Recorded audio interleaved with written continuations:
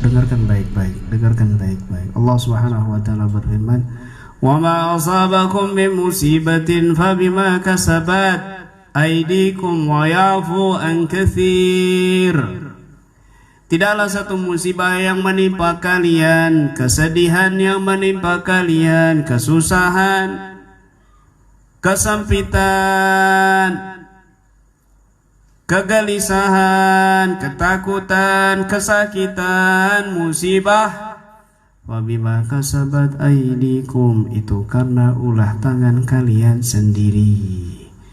Tetapi Allah Maha Kasihan, wa yafu an katsir, dan Allah mengampuni yang banyak. Allah lebih banyak mengampuni daripada memberikan musibah. Harusnya kamu lebih banyak mendapat musibah dari apa yang kamu lakukan. Begitu. Tapi Allah wa yafu an katsir, Allah lebih banyak memaafkan daripada menimpakan musibah kepada kita. Ya Allah, kayaknya musibah cuma saya yang paling berat di dunia ini. Masih banyak musibah yang Allah maafkan dari perbuatan dosamu, wahai fulan. Begitu. Dengarkan baik-baik. Dengarkan baik-baik. Nabi Sulaiman itu nabi yang paling kaya kan. Kerajaannya itu la yambaghi li ahadin ba'di. Tapi Nabi Sulaiman pernah kerajaannya itu selama 40 hari dicolong oleh jin.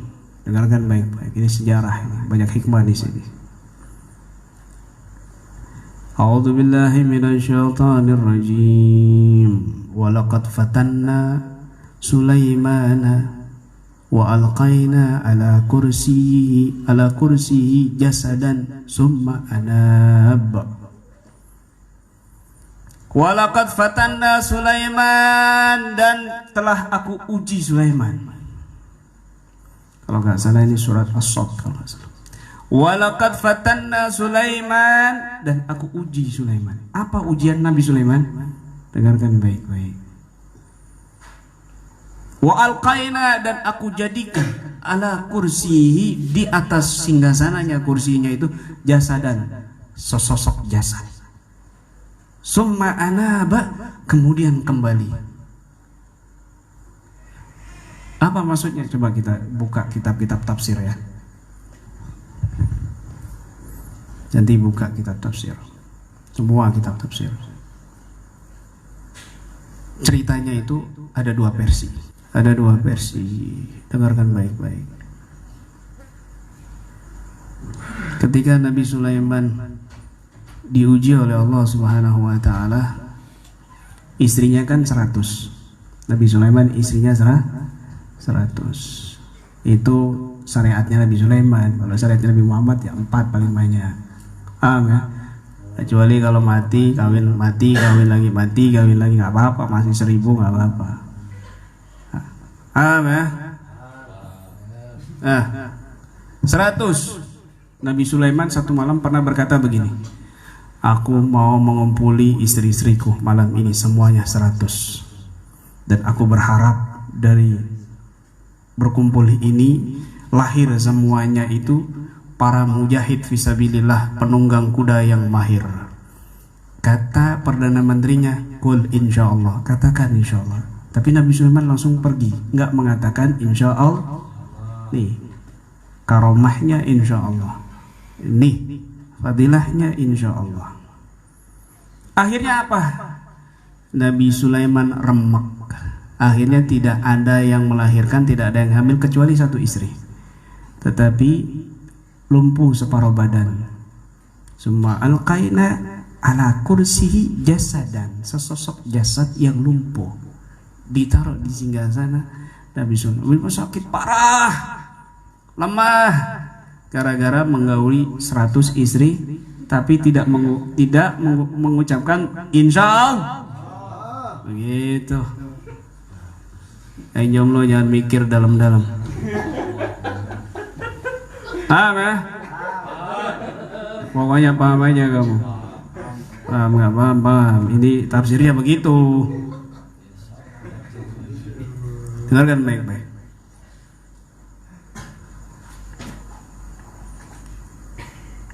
Wa qala rabbi firli. Setelah itu Nabi Sulaiman istighfar, rabbi firli wa habli mulkan la yanbaghi li ahadi min ba'di innaka antal wahhab. Habis itu istighfar, bertobat Nabi Sulaiman, akhirnya sehat kembali. Itu versi yang pertama. Versi yang kedua, dan ini lebih kuat. Apa? Luar biasa kejadiannya. Jadi Nabi Sulaiman punya kekuatannya kan di cincin, ya, cincin Sulaiman. Kekuatannya bisa menundukkan seluruh makhluk, itu di cincin. Bisa menundukkan jin setan, itu di cincin. Di masa Nabi Sulaiman, iblis itu nganggur. Kenapa? Pasukannya ditaklukkan Nabi Sulaiman. Cincin. Suatu hari Nabi Sulaiman itu diperintahkan untuk membuat Baitul Maqdis. Baitul Maqdis di mana? Palestina. Tetapi jangan sampai ada suara adu besi. Akhirnya nggak mampu Nabi Sulaiman. Perdana menterinya yang hebat, yang sakti, yang bisa memberikan kerajaan Ratu Bilqis itu ngomong, ngasih tahu ke dia, namanya Asyib.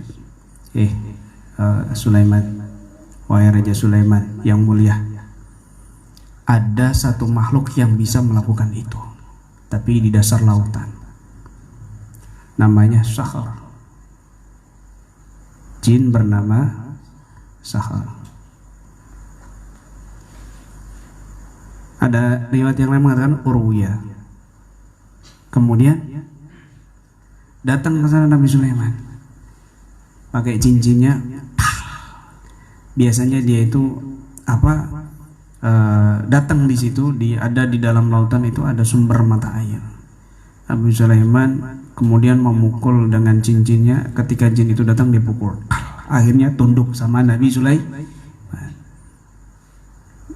Dibangunlah Baitul Maqdis. Suatu hari istrinya ini yang bernama Jaradah, dia itu kangen sama bapaknya, mertuanya Nabi Sulaiman.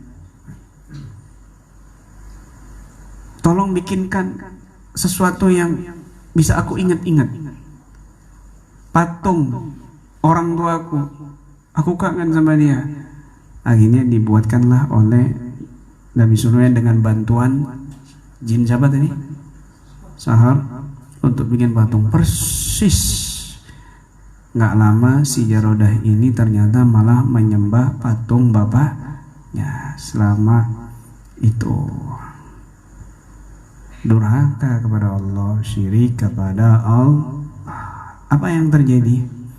Suatu hari Nabi Sulaiman itu pergi ke kamar mandi dan cincinnya dititipkan kepada Jarodah, istrinya. Mau masuk kamar mandi. Wah, lama ya, jauh, bukan kamar mandi, sini bukan. Kemudian jin Sahar ini mumpung kesempatan, cincin yang bisa menaklukkan seluruh alam, seluruh makhluk itu ada di tangan istrinya yang durhaka. Maka Nabi Sulaiman maka jin Sahar ini menyerupai Nabi Sulaiman. Datang kepada mana cincinku? Dikasih, sudah. Dipakai cincinnya itu. Akhirnya apa? Nabi Sulaiman keluar, mana cincinku? Loh, bukannya tadi aku kasihkan? Wah, sudah dikuasai oleh jin Sahar, nggak bisa apa-apa Nabi Sulaiman. Semua makhluk tunduk kepada jin Sahar ini. Cincinnya sudah dipakai. Akhirnya wa alqaina ala kursihi jasadan summa anat. Itulah tafsir ayat itu. Dan aku jadikan dia itu di kursi, sesosok jasad yang menyerupai Nabi Sulaiman, yaitu dari jin Sahar. Selama 40 hari. Bayangkan, 40 hari Nabi Sulaiman gak bisa berbuat apa-apa sudah. Itu bukan dia ini. Wah, akhirnya Nabi Sulaiman terluntang-luntang kemana-mana. Rakyatnya, pasukannya, waduh, kacau. Dibuat peraturan-peraturan yang kacau. Akhirnya Perdana Menteri curiga. Si Asif ini, saya curiga ini bukan Sulaiman, kok begini ya peraturannya. Wah, semua Perdana Menteri menolak. Datanglah kepada istri-istrinya. Ini sepertinya ada yang aneh, atau mungkin gila Sulaiman. Pokoknya kita tidak mau mengikuti peraturan-peraturan yang baru ini. Nabi Sulaiman sudah terluntang-luntang, keluar-keluar sudah. Diberi ujian gara-gara istrinya durhaka kepada Allah. Dengarkan para istri. Dengarkan para istri. Apa yang terjadi? Nabi Sulaiman selama 40 hari terlunta-lunta. Dia lapar. Datanglah dia dia lapar, keliling-keliling cari makan. Nggak ada yang bisa ditundukkan sudah. Cincin yang merupakan kekuatan itu diambil oleh si setan atau jin yang bernama Sahar atau Urwiyah. Nah kemudian suatu hari Perdana Menteri yang memiliki ilmu hebat yang bisa memindahkan kerajaan Ratu Balkis dalam sekejap mata, mau mengatur strategi sampai ini ceritanya panjang, saya singkat ya. Ada di kitab tafsir Ibn Katsir atau Al-Qurtubi. Kemudian diambillah cincin ini, akhirnya dipukul itu jin itu ke laut. Tetapi cincinnya kebawa ke laut sama si jin itu.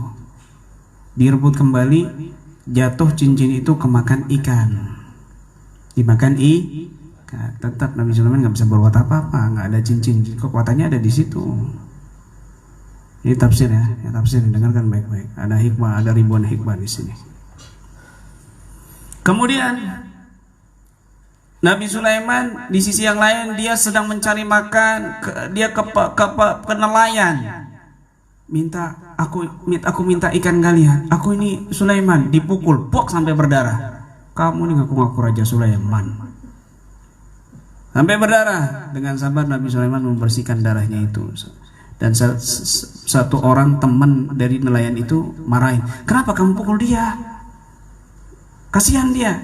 Akhirnya dikasih ikan yang sisa, 2 ikan. Sama Nabi Sulaiman diambil 2 ikan itu, dibedah ternyata ada cincin Nabi Sulaiman. Wah, dipakai lagi. Jelek. Wibawanya keluar lagi. Burung-burung berdatangan. Makhluk-makhluk mendekati Nabi Sulaiman. Angin itu semuanya dekat. Barulah para nelayan sadar, ternyata betul Sulaiman. Akhirnya mereka minta maaf. Sudah, aku maafkan kalian. Datanglah ke kerajaannya Nabi Sulaiman. Akhirnya summa anab, kembalilah Nabi Sulaiman kepada kerajaannya lagi. Wa qala rabbi ighfirli, dan Nabi Sulaiman bertobat atas ujian itu gara-gara istrinya. Rabbi ighfirli, ampunilah aku, wahabli mulkan, dan berikan aku kerajaan, kekuasaan la yang bagi li ahad min ba'di, yang tidak akan bisa diperoleh orang setelah aku. Innaka antal wahhab, sesungguhnya engkau wahai Allah maha pemberi. Fasakharna lahu rih rukha'at tajri bi amrihi haitsu asaba wa syayatin kulla banna'in wa ghawas. Maka aku tundukkan angin dengan sekehendak Sulaiman mau kemana saja. Jadi kalau pergi kemana-mana naik angin. Kalau lihat pernah nonton film Dragon Ball kan ada angin kinton. Datang. Ya. Kalau sekarang ya pesawat kan begitu. Pakai angin cepat. Cincinnya kekuatannya di cincin Nabi Sulaiman. Seluruh makhluk tunduk lagi sama Nabi Sulaiman, dan kerajaannya sejak saat itu tidak bisa lagi direbut. Kenapa? Karena doanya Nabi Sulaiman. Rabbi habli mulkan la yang bagi li ahadin min ba'di innaka antal wahhab. Wasyayatin kulla bana'in wa gawas, dan ditundukkan juga setan-setan kulla bana'in yang bisa bangun-bangun. Akhirnya Nabi Sulaiman itu mengikat si jin siapa tadi? Sahar itu di satu peti dan ditaruh di laut, sampai sekarang terikat sampai hari kiamat. Kalau jin itu dikeluarkan, mau bangun apa kamu? Langsung jadi kerajaan, jadi istana, Borobudur 1000 bisa kamu bikin, ya kan? Sar, Borobudur pindahkan ke Kanusan, pindah, pindah. Sar, pindahkan istana Presiden Jokowi ke Gerobokan, pindah Gerobokan. Kalau ada jin itu di peti, ditaruh di dasar lautan, diikat sama Nabi Sulaiman sampai hari kiamat. Kulla bana'in, dan juga ada jin-jin yang juga bisa bangun-bangun begitu. Bangunnya itu nggak kedengeran besinya, tiba-tiba jadi itu. Wagawas, dan penyelam, setan-setan yang bisa menyelam ke dasar lautan atas izin Allah, perintah Nabi Sulaiman.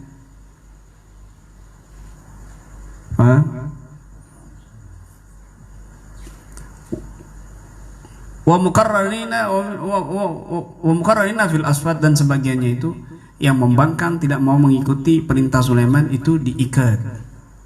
Setan-setan dan jin-jin yang membangkang diikat. Wa mukarrarina fil asfad. Surat As-Sadd kalau nggak salah itu. Nah, bagaimana maksudnya? Ini hikmah satu. Ketika seseorang itu melanggar syariat Islam, Allah kasih ujian, cobaan, musibah buat dia. Paham? Hidupnya susah, hidupnya berantakan, sakit-sakitan, kena santet, kena sihir, anaknya mentalnya nggak wajar, begini begitu. Kamu introspeksi diri, pasti ada perbuatan yang dosa yang kamu lakukan, pasti ada syariat yang kamu langgar, begitu.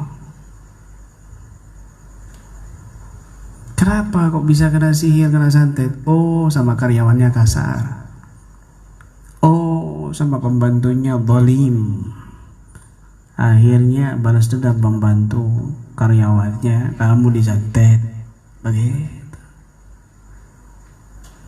Introspeksi diri, introspeksi diri.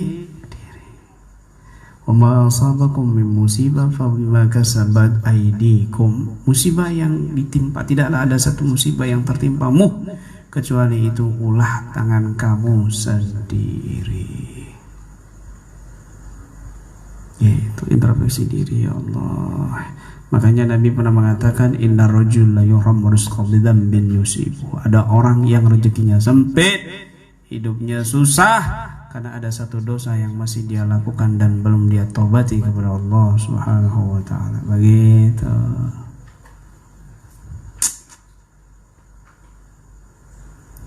Terus apa solusinya? Ya kamu kembali, summa anaba wa qala rabbi firli, bertobat kepada Allah, minta ampunan kepada Allah.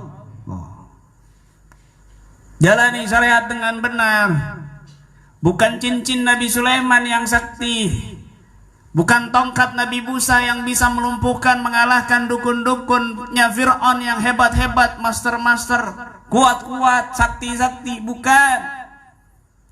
Tongkat bisa membelah lautan, tongkat bisa mengalahkan dukun-dukun saktinya Fir'aun luar biasa. Bukannya tongkat, tapi sirrus syariah ada di tongkat.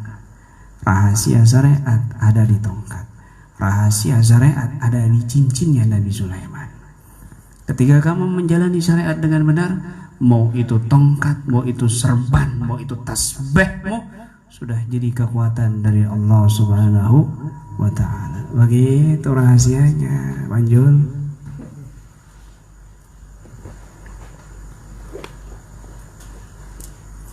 Ya Allah, hidup saya selalu susah, selalu ditolak oleh orang lain, selalu dikucilkan orang-orang lain.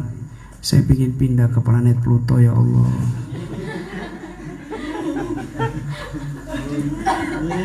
Ya Allah, kenapa sampai detik ini saya nggak kawin-kawin, selalu ditolak sama perempuan. Ada apa dengan wajah saya, ya Allah? Loh, jangan kamu menyesali, ya syukurin.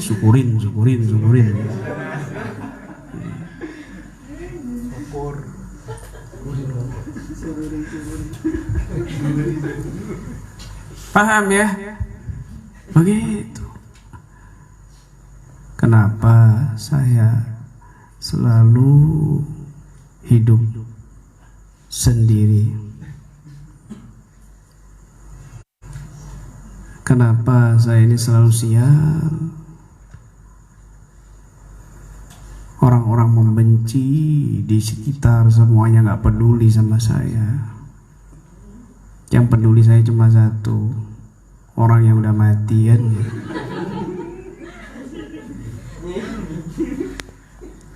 Paham ya?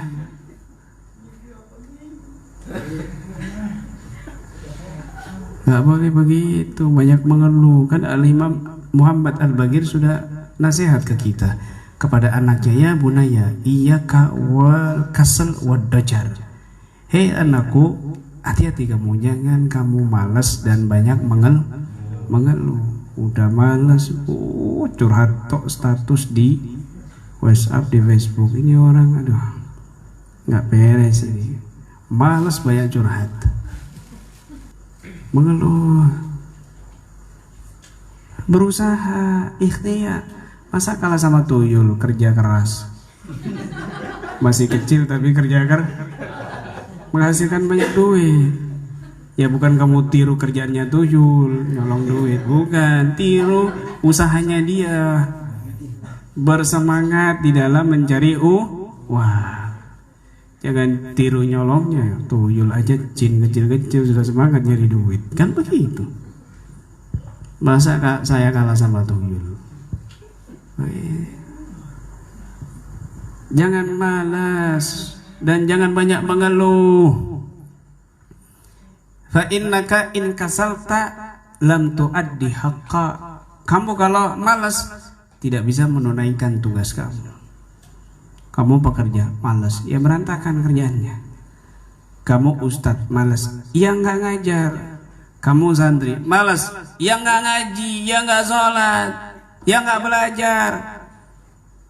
Yang ada kamu dibenci dan dijauhi oleh orang lain. Begitu. Siapa yang suka sama orang malas? Nggak ada. Terus kamu curhat, semua orang membenci saya, kurang ajar. Saya mau pergi ke Gunung Kawi, mau bertapa, mau cari ilmu, nanti saya santet semua orang. Akhirnya jadi dukun. Jangan, ya Allah, ya, jangan. Mau tidur, pegang HP, bikin story di WhatsApp, di Facebook. Aduh lelah, hidupku lelah. Ya kan? Hidupku tidak ada sandaran, selalu kesepian. Kasihan. Kan begitu.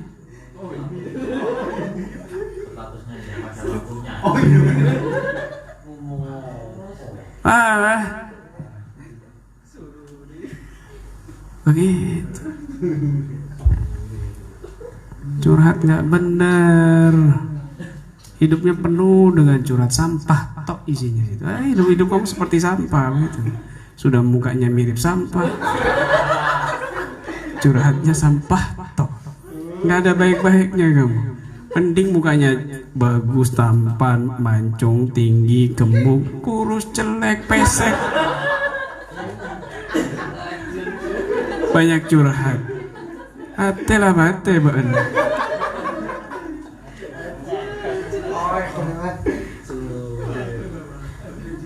Loh, saya nggak ngomong kalian, sono no. Yang sono loh. Sono asli Ngaringan sana loh.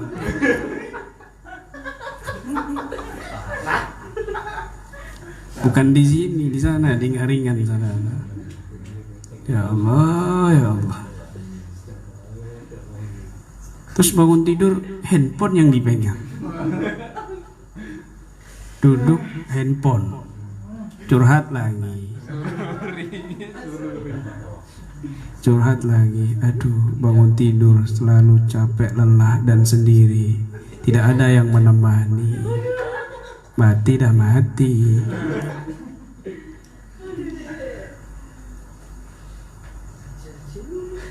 Kamar mandi handphone juga. Astagfirullahaladzim. Sempat-sempatnya kamar mandi handphone. Astagfirullahaladzim. Lama di kamar mandi 1 jam. Oh, dok cepat. Nah, lagi nyuci padahal main handphone. Nanti pura-pura dibasahin bajunya. Dipura-pura dibasahin bajunya. Inna lillahi wa inna ilaihi rajiun.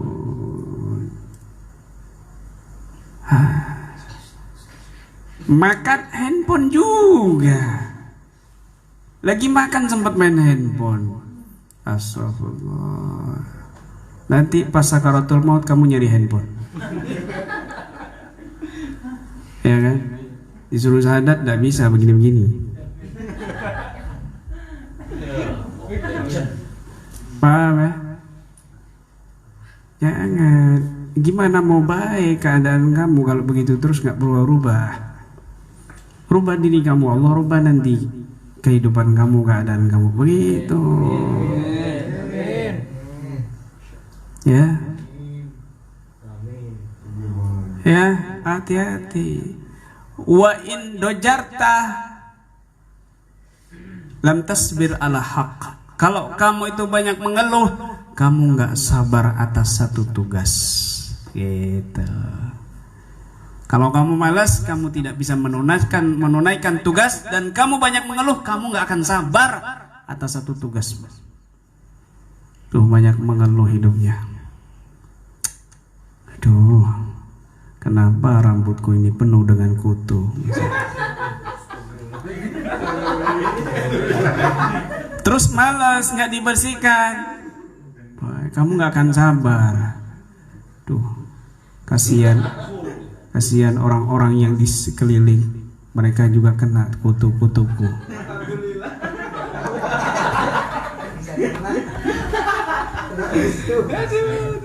Paham ya? Loh, saya ini nggak nyindir kamu. Sana Kalimantan Selatan sana. Sana, bukan di sini, di sana di Kalimantan Selatan. Paham ya? Oh, anjing kok bahagia. Jangan keras-keras ketawanya.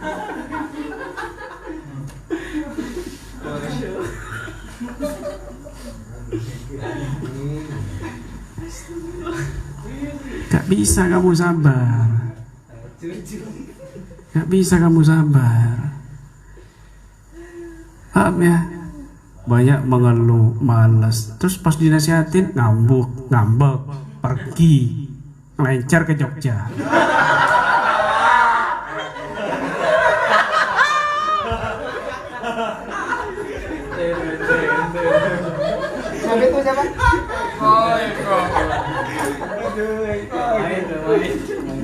Waduh. Tidak ada yang mengerti perasaanku.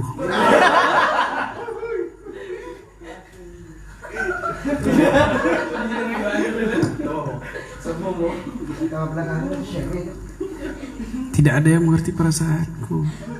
Terus pergi dia jalan-jalan melencer.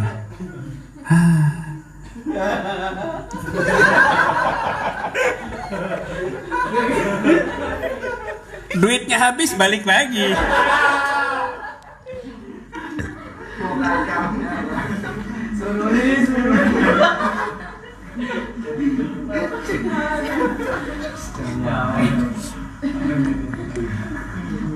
Saya tuh nggak nyinggeng kamu, enggak, sana dari Kelambu sana.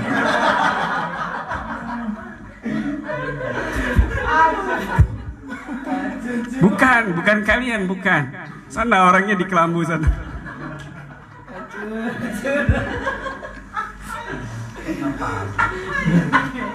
Paham ya? Itu. Jangan banyak mengeluh. Ya Allah, sudah 2 minggu aku di sini. Aku rindu sama istriku.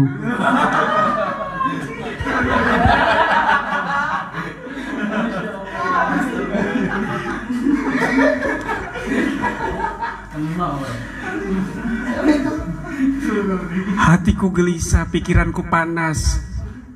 Ya Allah, rindu sama istri yang di sana. Pingin pulang besok.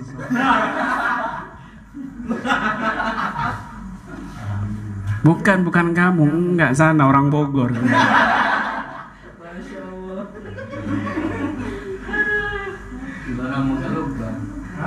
Makanya jangan mengeluh, pasti ketahuan begitu loh.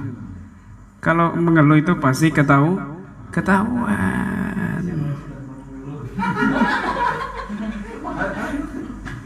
Dua itu, jangan malas dan jangan banyak mengeluh. Itu buruk. Kenapa? Fa innahuma miftahu kulli syarr. Karena keduanya itu adalah kunci segala keburukan, kunci segala kejahatan. Kalau kedua itu, itu kunci kamu menuju keburukan. Bukan kesuksesan, bukan kebahagiaan, begitu. Taubat, banyak istighfar kepada Allah Subhanahu wa taala. Maka kita akan dijaga oleh Allah Subhanahu wa taala. Mau serban kamu, habwa kamu, tasbih kamu, ya imamah kamu, apapun yang kamu sentuh, ketika syariat kamu itu benar, hasalan madad minallah. Allah akan bagikan kamu madad, pertolongan dengan wasilah apapun. Mau cincinnya Nabi Sulaiman, mau tongkatnya Nabi Musa, Allah akan berikan madad dari wasilah apapun. Kalau kamu sudah syariatnya itu benar. Sakti tapi sholatnya bolong-bolong, itu setan. Sakti tapi malas baca Quran, itu setan. Sakti bisa terbang tapi nggak pernah zikir, itu setan. Gitu. Praktisi sholatnya bolong-bolong, praktisi nggak pernah baca zikir, praktisi nggak pernah baca Quran, itu praktisi setan. Paham tan? Ya Allah, tan.